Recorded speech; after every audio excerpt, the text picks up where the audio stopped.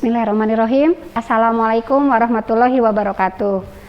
Perkenalkan, nama saya Windy Natasha Albaihaki. Saya seorang perawat praktisi spesialis maternitas yang berdinas di RSUP Dr. Hasan Sadikin.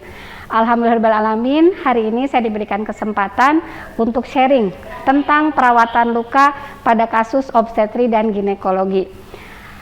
Sebelumnya saya ucapkan terima kasih atas kesempatannya bisa diundang di acara ini. Baik, kita akan mulai seperti apa perawatan luka pada kasus ini, di mana 3 pemateri sebelumnya yaitu Ibu Yuli, Ibu Iis, dan Ibu Hani sudah menyampaikan dari mulai assessment, kemudian wound bed preparation, sampai ke pemilihan balutan. Nah, giliran saya akan mempraktekkan seperti apa nanti perawatan luka yang akan kita lakukan bersama. Nah, sebelum memulai prosedur, ibu-ibu semua, dokter serta kolega yang lain serta perawat selalu ikuti langkah-langkah awal berikut ini untuk memastikan patient safety, karena sekarang patient safety adalah menjadi prinsip untuk pasien di semua fasilitas kesehatan, baik itu primer, sekunder, dan tersier. Pertama, lakukan hand hygiene sesuai SOP, lalu perhatikan patient safety keselamatan pasien, selalu identifikasi pasien dengan nama dan tanggal lahir, verifikasi status alergi pasien, pastikan keamanan lingkungan, pastikan posisi pasien aman dan nyaman, dan alat harus lengkap, jangan sampai bolak-balik, lalu berikan inform konsen yang jelas dari tujuan yang akan kita lakukan. Pertama, kaji kondisi luka. Luka seperti apa yang akan kita rawat? Apakah luka post SC, apakah luka myomectomy, apakah luka post salping ovarectomy, atau post HTSOB. Dengan kita tahu luka apa yang akan kita rawat, kita bisa mempersiapkan alat-alat yang diperlukan. Lalu jenis dressingnya, mau pakai apa nanti jenis balutannya, dan jangan lupa sebagai perawat, sebagai bidan, sebagai tenaga medis, lakukan pengkajian skala nyeri sebelum kita lakukan perawatan luka, karena menjadi tanda-tanda vital selain hemodinamik. Selanjutnya, kaji perlu tidaknya manajemen farmakologi. Bisa diberikan 30 menit sebelum tindakan. Kita pakai skala nyeri bisa visual analogi scale, bisa numeric rating scale sebelum dilakukan tindakan. Bisa IV, bisa oral, jadi sesuai nanti skala nyerinya, dan jangan lupa berikan inform consent sejelas-jelasnya kepada pasien. Kemudian untuk alat, saya rasa sudah pada mengenal alat-alat yang tampil di slide, sarung tangan on steril, kemudian kantong sampah medis, lalu ada alat irigasi mulai dari cairannya, kasa besar dan spuit 20 cc, dan yang di ujung adalah sarung tangan steril. Lalu NaCl sebagai irigasi, cairan antiseptik bila diperlukan. Tadi sudah dijelaskan oleh pembicara sebelumnya bahwa ada jenis luka yang terinfeksi dan yang tidak terinfeksi, sehingga kita bisa mempertimbangkan mau pakai NaCl atau antiseptik. Lalu petroleum gauze yang ada berbagai merek, kalau kita bilang mah kayak jaring-jaring, itu adalah petroleum gauze untuk luka sutur primer, kasa steril dan plester. Selanjutnya sarung tangan on tadi sudah ya, dan ada transparan dressing with pad. Jadi ini kalau kita bahasanya suka perban anti air, itu adalah transparan dressing with pad, dan sediakan selalu sampah medis di akhir. Ini adalah dressing primer dan sekunder. Di slide Ibu Iis sudah dijelaskan pemilihan sesuai jenis warna dasar luka. Ada hidroaktif gel untuk nekrotik dan selaf, ada sorba untuk antimikroba, ada kalsium alginat untuk hemostatis dan antimikroba, serta ekstratin dan CGF untuk hidrokoloid. Dan ini alat ukur luka penting, kemudian steril cotton swab, plester, dan sarung tangan steril. Kita akan ke prosedur tindakan. Pertama, atur posisi pasien. Ini penting. Sebelum kita mulai, atur dulu posisinya, jangan sampai tidak nyaman posisi pasiennya ya. Lalu setelah itu kita gunakan dulu sarung tangan bersih terlebih dahulu sebelum memakai sarung tangan yang steril. Pakai dulu yang on. Nah, untuk membuka perban lama. Jadi yang on itu untuk membuka perban lama. Ketika Luka perban lama, kaji kondisi perban lama. Jadi jangan langsung dibuang, tapi kita kaji dulu eksudat yang ada di luka sebelumnya, baik itu warna, bau, konsistensi, sampai jumlah drainase yang akan menentukan dressing apa yang akan kita pakai selanjutnya. Setelah itu, kita siapkan alat-alat yang akan kita gunakan. Kemudian ambil atau tarik perban lama dari dasar luka. Hati-hati dengan skala nyeri pasien, dengan posisi pasien dan kenyamanannya. Jangan lupa buang ke tempat sampah medis. Ini penting untuk pencegahan infeksinya. Lalu kaji tepi dan dasar lukanya seperti apa, warnanya, eksudat, baunya, dan lalu kita akan melakukan irigasi nantinya. Nah, pada saat menginspeksi dasar luka, cek ada infeksi atau tidak, ada granulasi atau tidak, ada eksudat, slavnya sejauh mana, lalu indurasinya sampai swellingnya ada atau tidak. Lalu tahap selanjutnya, ukur lukanya. Kenapa kita perlu mengukur luka? Untuk mengevaluasi keberhasilan sejauh mana kita melakukan intervensi. Mulai dari panjang, lebar, menggunakan tools yaitu steril cotton swab yang dimasukkan ke dalam dasar luka. Ini seperti ini gambarnya, bisa dilihat ya, diukur ke dalam. Nah, ini tekniknya untuk pengukuran luka, kedalamannya bisa dilihat menggunakan cotton steril swab. Lalu panjang luka, udah banyak produk pengukur panjang luka. Banyak produk yang menawarkan atau satu paket dengan dressingnya. Nah, itu kita langsung lakukan pengukuran di sini. Buang alat yang tadi sudah kita pakai semua, lalu siapkan set irigasi seperti di gambar ini. Nah, ini kalau irigasi pasti ada beberapa pendapat. Apa kamu pakai NaCl, apa kamu pakai antiseptik, nanti tergantung jenis luka. Irigasi pakai spirit yang besar yaitu 20 cc, lakukan penekanan, yakinkan sampai dasar itu teririgasi, terbilas ya. Selanjutnya, nah ini adalah contoh kasus post SC, bisa dilihat kita melakukan irigasi, bisa dilihat dasar lukanya sudah granulasi di sini. Kemudian bersihkan dasar luka dengan kasa steril, hati-hati kalau sudah di tahap granulasi. Selanjutnya buang ke dalam sampah medis dan jangan lupa pencegahan infeksi, cuci tangan sesuai SOP. Jangan sampai pasien dilakukan kultur resistensi, taunya MRSA. MRSA itu metil resisten akibat nakes yang lalai untuk cuci tangan sehingga menjadi penyebar infeksi antar pasien. Itu yang harus kita cegah.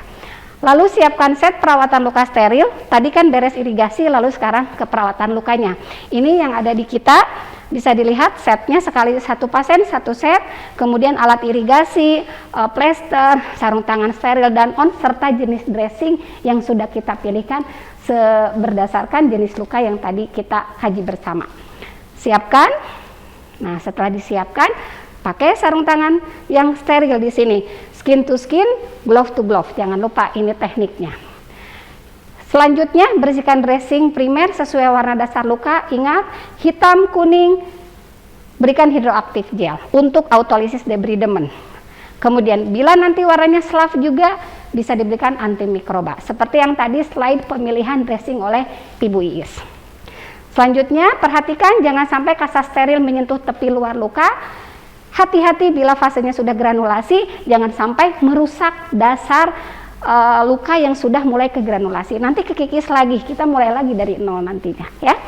Selanjutnya, jangan sampai menyilang ke area steril. Artinya kalau bisa ini di belakangnya gitu. Jadi tidak menyeberang area steril karena nanti bisa mengkontaminasi. Lalu tutup luka dengan dressing sekunder sesuai jenis luka.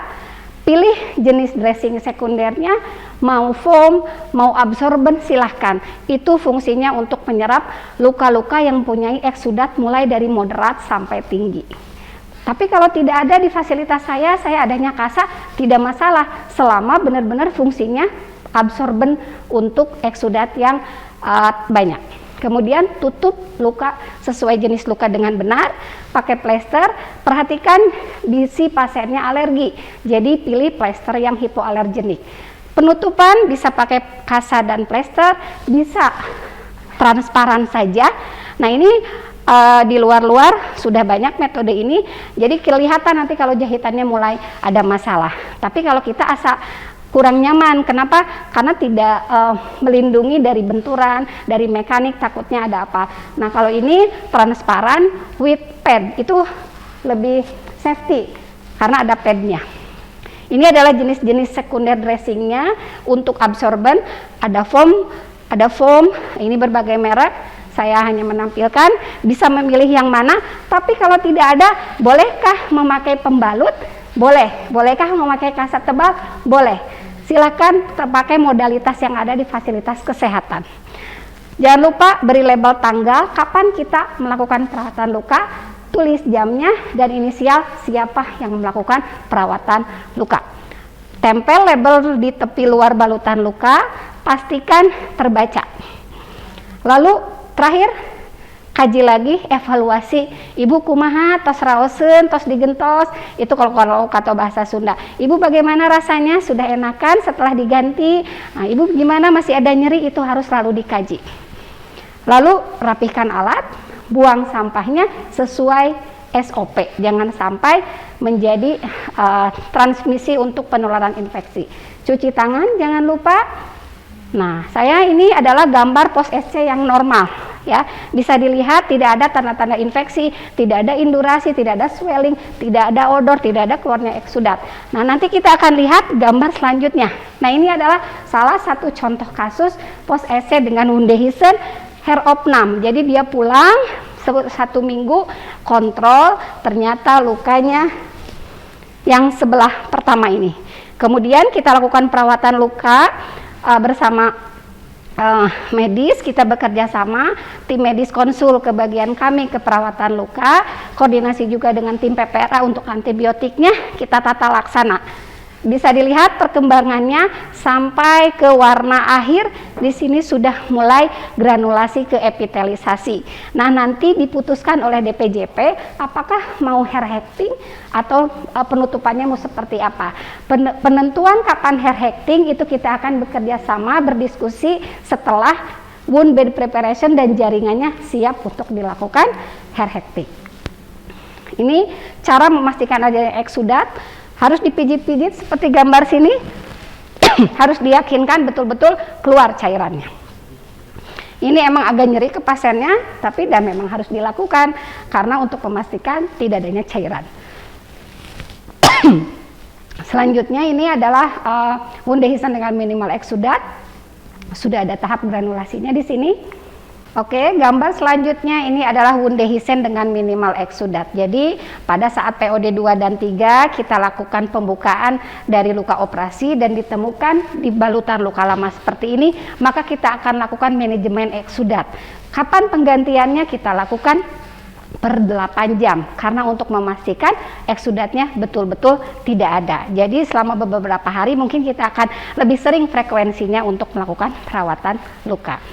Nah, ini Wundehisen dengan highly eksudat, bisa dilihat juga semakin banyak eksudat semakin sering frekuensi kita akan mengeluarkan. Itulah prinsip dari manajemen eksudat. Dan jangan lupa lindungi area kulit yang masih sehat dari maserasi akibat tingginya eksudat dari luka yang terbuka tadi. Nah, ini adalah kasus contoh di salah satu bagian ginek onko, yaitu vulvectomy. Ini operasi kotor, lama juga prosedur operasinya, sehingga memang beresiko untuk Wundehisen di sini. Bisa dilihat di beberapa bagiannya.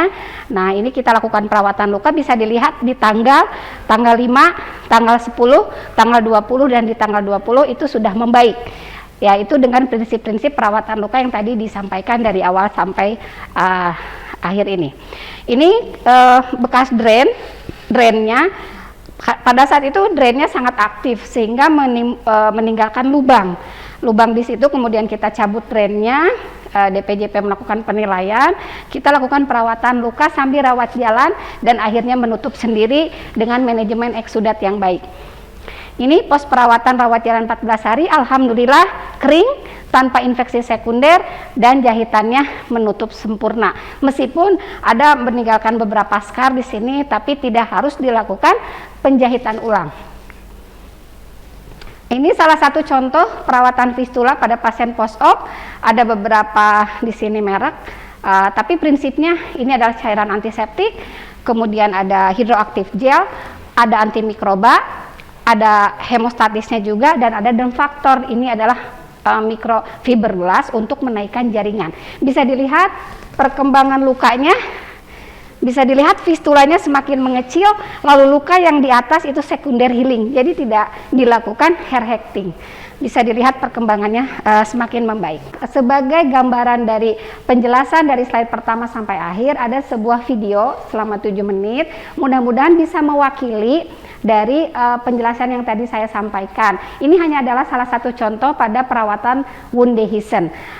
Baik, kita mulai saja videonya.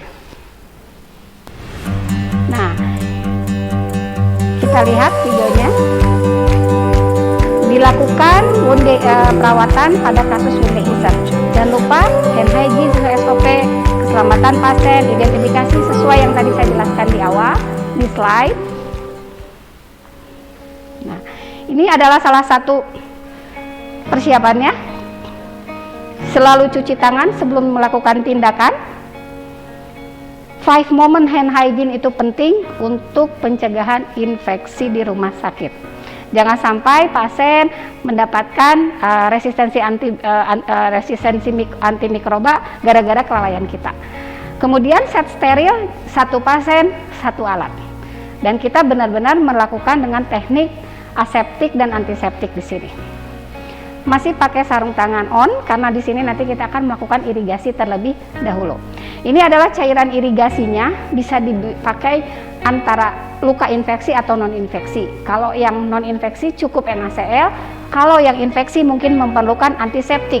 Ada berbagai merek yang bisa digunakan nanti. Prinsipnya alat steril yang digunakan untuk perawatan luka cukup 2 buah kom, pinset, 1 chirurgis, 1 anatomis, gunting jaringan bila diperlukan. Di dalam prosesnya kita melakukan ada sedikit jaringan nekrotik, bisa aja kita ambil. Ini adalah persiapan dari teman kita saat melakukan perawatan luka. Nah, setelah dipersiapan, jangan lupa kita selalu memperkenalkan siapa kita.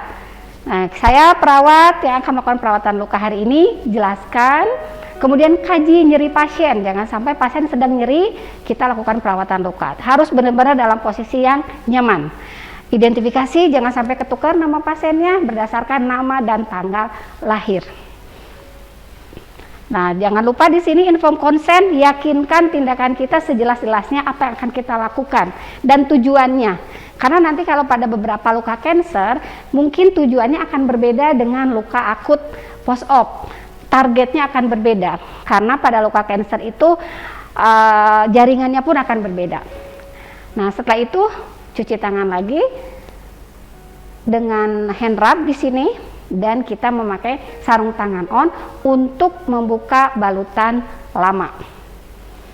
Aduh, kayaknya hambur sarung tangan, enggak juga. Selama itu berguna, selama itu untuk mencegah infeksi, tidak apa-apa kita pakai. Jangan lupa siapkan sampah. Nah, biasanya kita suka yang lama-lama suka bawa bengkok. Bu, boleh nggak saya pakai bengkok? Boleh saja, tapi sekarang pertimbangkan. Kalau sampahnya banyak, malah jadi menyebarkan infeksi kan? Kita simpan bengkok di tempat tidur di pinggir, terus banyak, malah jadi menyebarkan mikroba-mikroba ke tempat tidur. Jadi kita pakai kresek, sampah medis kita bawa ke pinggir tempat tidur pasien. Oke, siapkan kondisi pasien, selalu cek, jangan sampai kita anteng sendiri melakukan perawatan luka tapi kita tidak ngecek kondisi pasien. Lalu kita buka balutan lama. Ketika balutan lama, perhatikan nyerinya, jangan sampai peres. Jadi pelan-pelan saja. Kalau mau dibantu sama hidroperoksida boleh untuk melepaskan. Kaji balutan lamanya mulai dari cairan, eksudat, bau, warna, dan jenis cairannya di sini. Kalau banyak berarti highly eksudat, nanti kita bisa tentukan untuk manajemen selanjutnya. Nah, ini bisa dilihat wound dehiscence cairannya banyak, kita akan lakukan pengeluaran cairannya dahulu di sini. Ya, kita lakukan pemijatan atau milking. Tapi perhatikan nyeri pasien. Jadi kita betul-betul harus pelan-pelan saat melakukan proses pemijatan ini. Jangan sampai pasien, ya kalaupun nyeri tidak nyeri hebat. Jadi nyerinya bisa diadaptasi oleh pasien. Nah, ini lukanya seperti ini. Warnanya purulen. Sebetulnya ini ada bagan untuk menentukan ini cairan itu seros kah, purulen kah, darah kah, itu ada bagannya. Nanti mungkin di kesempatan lain. Nah, yakinkan sampai kosong. Nah, ini kan kelihatan keluar semuanya, mulai dari slab, seros, kemudian cairan-cairan di sini keluar. Oke. Bersihkan kembali, bisa sampai 5 kali, 6 kali sesuai kondisi luka. Kemudian tadi yang kita sudah siapkan cairan NaCl dan antiseptiknya. Karena ini lukanya infeksius, kita pakai yang ada cairan antiseptik.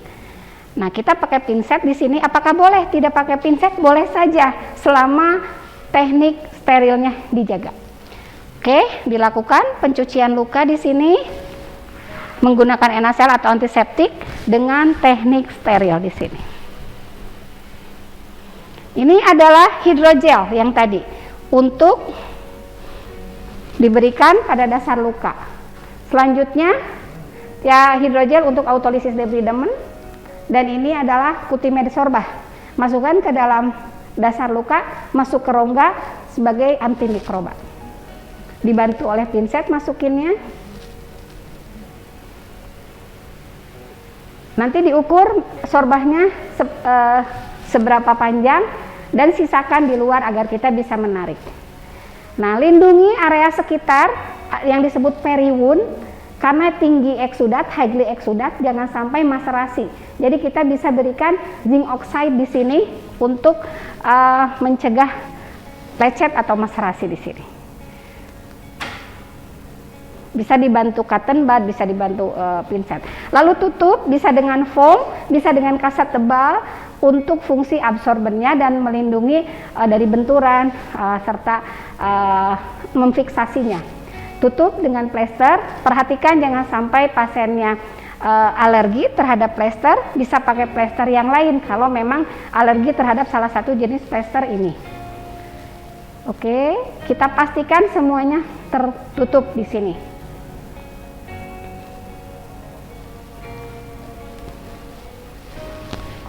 Ya, sudah ditutup semua.